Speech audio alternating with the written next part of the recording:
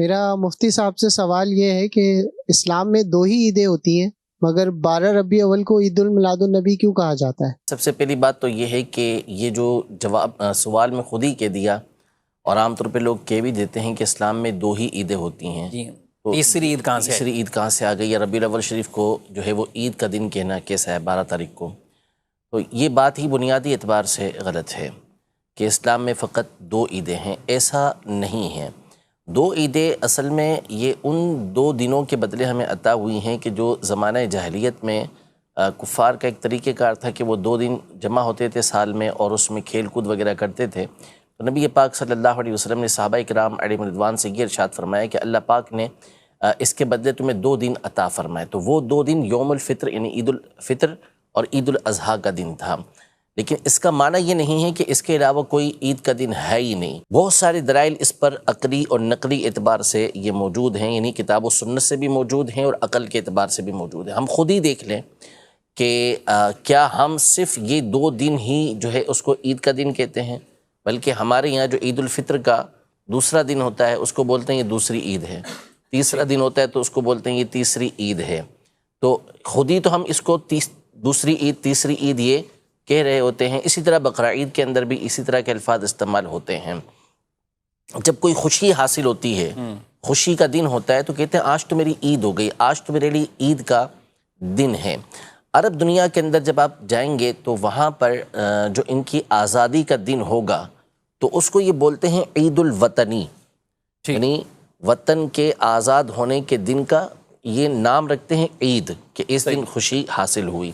تو عید بنیادی اعتبار سے اس دن کو کہا جاتا ہے کہ جو وہ خوشی کے جو لوٹ لوٹ کر آئے، عید کا معنی ہے وہ خوشی جو لوٹ لوٹ کر آئے۔ تو یہ تو ایک لغوی اعتبار سے اور ایک سمپل مثالیں ہو گئیں۔ باقی اس کے علاوہ یہ کہنا کہ 2 ہی عیدیں ہیں، یہ بنیادی اعتبار سے احادیث طیبہ کے اور قرآن کی نصوص کے خلاف ہے۔ نبی پاک صلی اللہ تعالیٰ علیہ وسلم کا واضح فرمان یہ موجود ہے کہ آپ نے ارشاد فرمایا کہ جمعہ یہ مسلمانوں کا عید کا دن ہے۔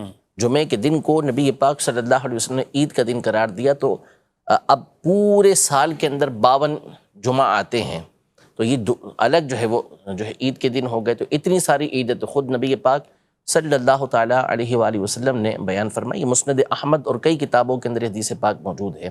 اسی طرح صحیح بخاری شریف کے اندر یہ حدیث پاک موجود ہے کہ حضرت سیدنا عمر رضی اللہ تعالیٰ عنہ سے یہود کے ایک شخص نے یہ عرض کی کہ اے امیر المومنین، آپ کے قرآن کے اندر ایک ایسی آیت ہے کہ اگر یہ ہم گروہ یہود کے اوپر نازل ہوتی تو ہم اس دن کو عید کا دن بنا لیتے۔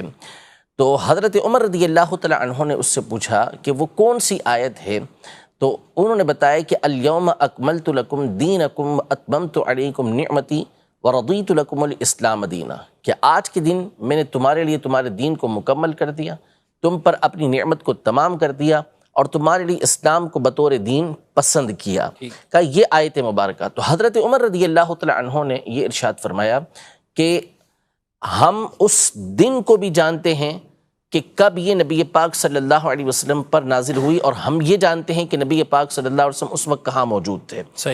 دوسری روایت جو ابن عباس رضی اللہ تعالیٰ عنہ کی ہے، اس میں اس کی اور وضاحت ہے کہ یہ دن گویا کہ مسلمانوں کے لیے 2 عیدوں کا مجموعہ ہے، کہ ایک تو وہ جمعہ کا دن تھا، دوسرا وہ عرفہ کے میدان میں حجۃ الوداع کے موقع پر نازل ہوئی تھی، تو وہ بھی عید کا دن تھا۔ تو حضرت عمر رضی اللہ تعالیٰ عنہ نے اپنے اس جملے کے ذریعے بتایا کہ یہ آلریڈی ہمارے لیے 2 عیدیں موجود ہیں، کہ ایک تو 9 تاریخ کو حج کا دن ہے تو وہ ویسے عید کا دن ہو گیا، یہ 10 تاریخ سے پہلے کی عید بن گئی، اور ایک جمعہ کا دن ہے وہ بھی ہماری عید کا دن ہے۔ تو حضرت ابن عباس رضی اللہ تعالیٰ عنہ نے فرمایا کہ یہ 2 عیدیں ہمارے لیے جمع ہوئی ہیں۔ تو یہ جمعہ کا دن الگ عید ہو گیا اس میں، اور ساتھ ہی ساتھ 9 تاریخ یہ الگ عید ہو گئی۔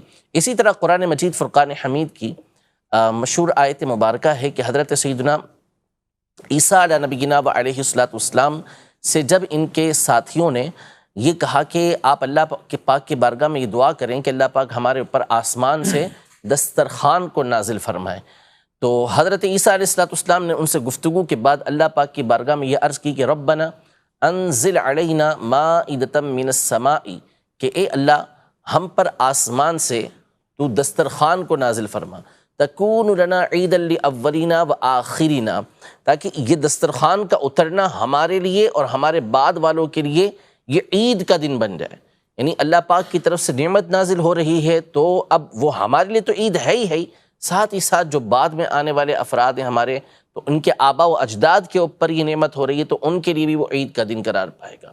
تو یہ بات ہی بنیادی اعتبار سے غلط ہے کہ جو ہے وہ اسلام کے اندر تیسری عید کا کوئی کانسیپٹ ہی نہیں ہے۔ عید کہنا یہ خوشی کے اعتبار سے ہوتا ہے کہ اللہ پاک جس دن کوئی خوشی عطا فرماتے ہیں تو اس کو عید کا دن کہا جاتا ہے۔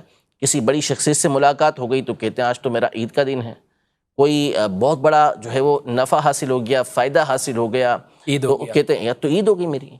تو یہ عام لفظ ہے، کہا جا سکتا ہے، اس میں کوئی اشکال، یعنی اگر عقل سے کام لیں گے اور قرآن و سنت کو دیکھیں گے تو اس میں کسی طرح کا کوئی حرج نہیں ہے۔ اور اس کو کوئی شرعی عید بھی نہیں کہا جاتا کہ جو باقاعدہ جس کے اندر، اچھا پھر یہی ہوتا نا، اس میں پھر نماز کیوں نہیں ہے؟ عید ہے تو نماز کیوں نہیں؟ یہ کوئی شرط ہی نہیں ہے کہ جو عید ہوگی اس کے لیے نماز شرط ہوگی، تو یہ تو اللہ کی رحمت ہے، اور اللہ پاک جس کے لیے جو چاہے مقرر کر دے۔ تو بہت بڑی عید اللہ پاک نے عطا فرمائی، اور اس دن عید کا حکم بھی دی، نماز پڑھنے کا حکم بھی نہیں دیا کہ عید کی نماز اس کے اندر پڑھی جائے۔ اور جمعہ بھی تو ہے، جمعے میں جمعے کی نماز پڑھی جمعے کی نماز پڑھی جاتی ہے، جو عام روٹین کے دن ہوں گے اس کے اندر جو ہے وہ 5 نمازیں پڑھی جاتی ہیں۔ 14 اگست کو کوئی کہے کہ بھائی آج کے دن کیوں نماز نہیں ہو رہی، کہ اللہ پاک نے اتنی بڑی نعمت عطا کی ہے وطن کی، تو عید کا دن ہے، عید الوطنی ہے، تو ان سے پوچھا جائے کہ اب عید الوطنی منا رہے ہیں، عرب شریف کے کسی شخص سے کہہ دیا جائے کہ بھائی عید الوطنی منا رہے تو اس کی نماز کب پڑھیں گے، وہ کیا بولے گا؟